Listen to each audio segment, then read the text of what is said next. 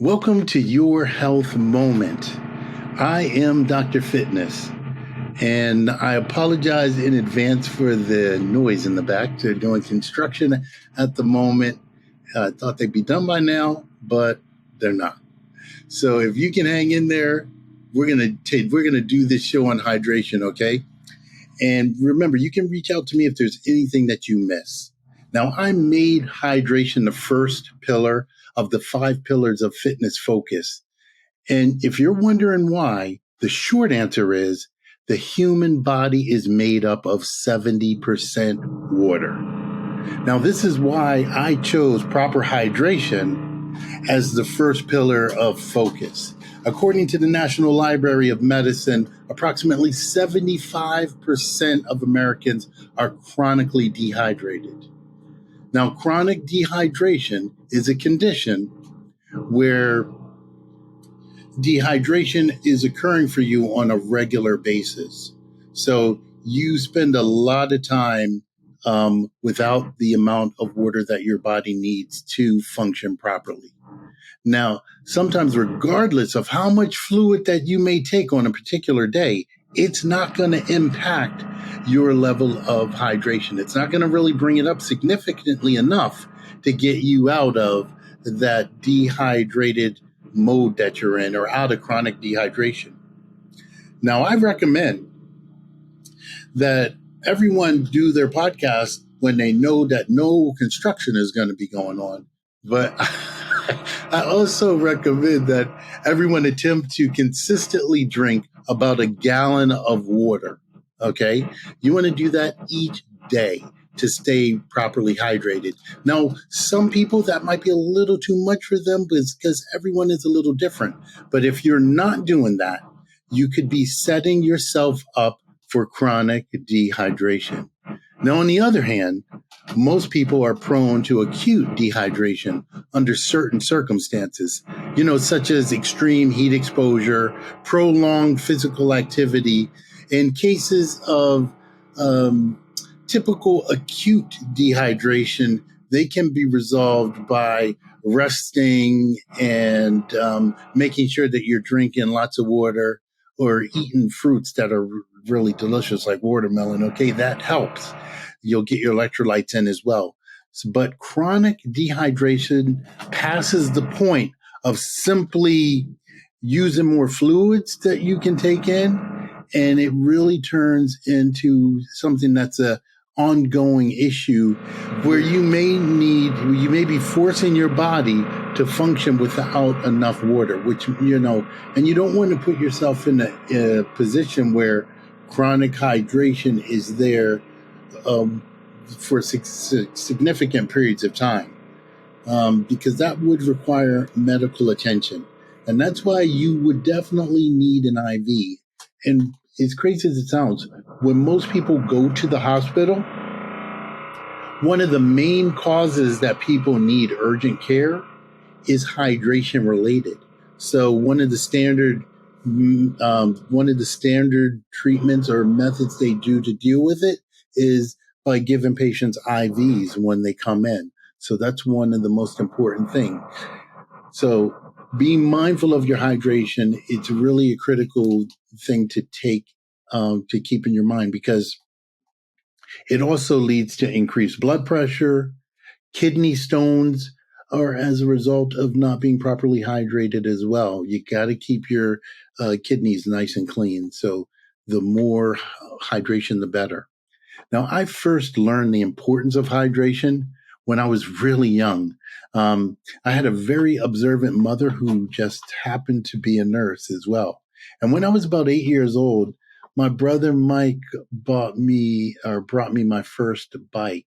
And it was a yellow bike that had a banana seat. And so it was like this yellow banana seat. And I really love that bike. I don't think banana seats are really popular like they were back then, but it was the bike. All the other kids was, always commenting on the bike. And so it was nice, right? When people like the thing you have and it's your new thing. So I was that kid. I was allowed to ride the bike within a 3-block radius of my home. And so this was in Brooklyn. So 3 blocks seemed like forever. And there were tons of kids within that 3 block radius that I would meet with, and we would ride together and we would play until the street lights turn off, okay? And then, or turn on. And then that was our cue to go home and, time for dinner. But I'll never forget there was a day that I returned home and I had really bad headaches. And I was so exhausted that I could barely stand. It was time for dinner. I couldn't even go and eat, right? And my mom saw me and she said immediately, she said, "How much water did you drink today?" And I didn't remember drinking any water that day. So she fed me watermelon and told me I need to go to bed. Now I rested for about 2 days before I felt like myself again. And she kept pushing water into me. And she warned me to never forget to drink because it was really important that I continue to drink. And she gave me this really cool canteen that was shaped like a gun, but it must have held about about 18 ounces of water. I don't remember at this point, but I used to love strapping that thing to me and pulling it out like it was a gun. So, kids. Uh, but it was really motivating. I'm telling you, I always drank water. And so after that, I had my little water gun and I was really good where it came to my hydration. I paid attention to it.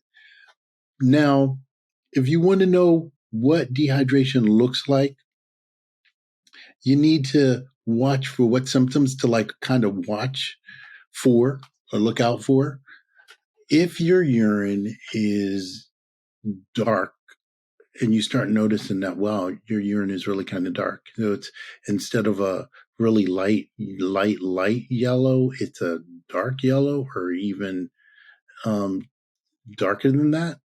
Then really pay attention and start upping the amount of water that you're drinking, you know. And if it still persists, I really strongly suggest that you check in with your primary care physician.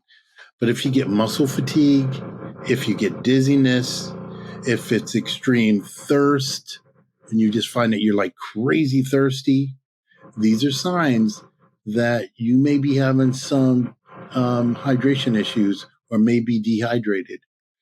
Excuse me. So you do want to find out.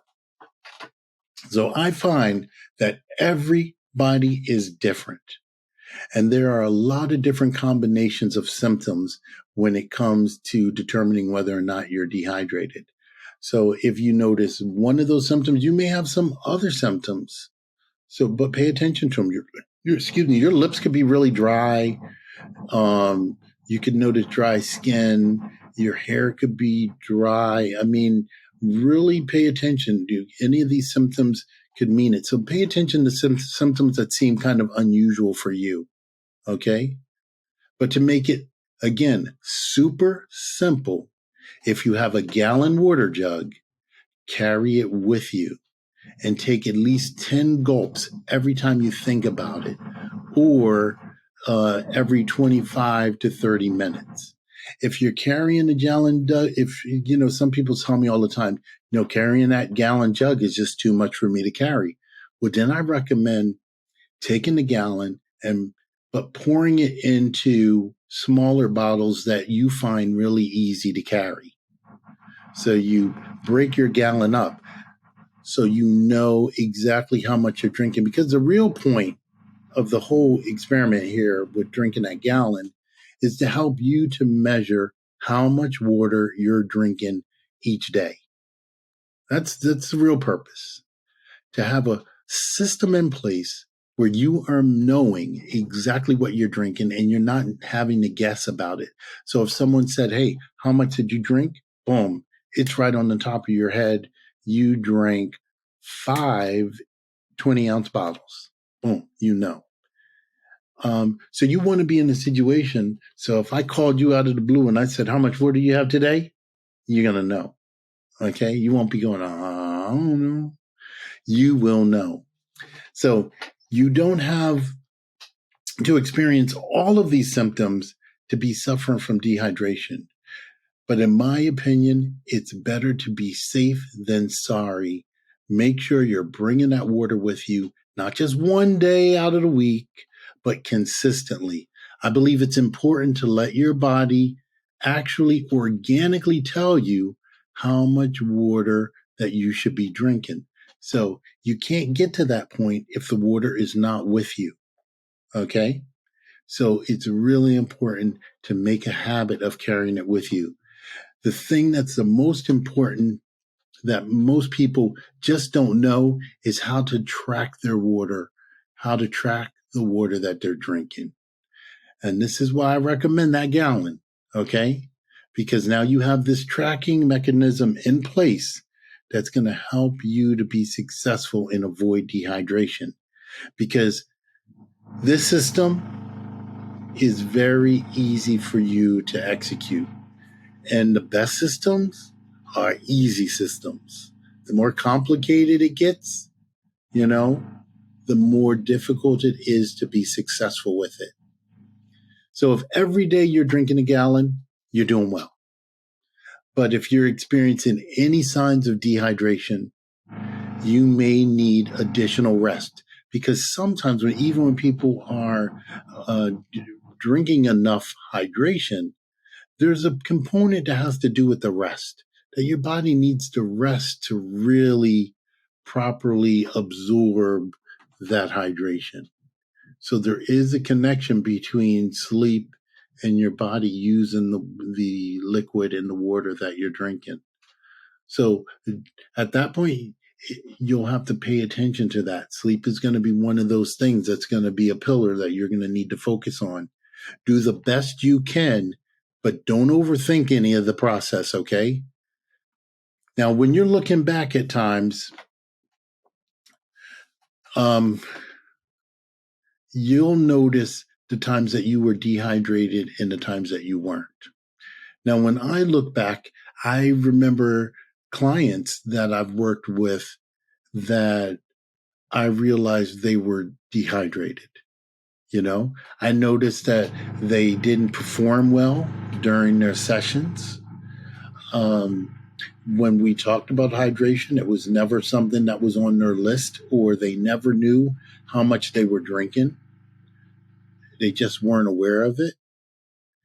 And so for me, it was a hydration issue that I was able to help them to get a handle on, because it's one of those things.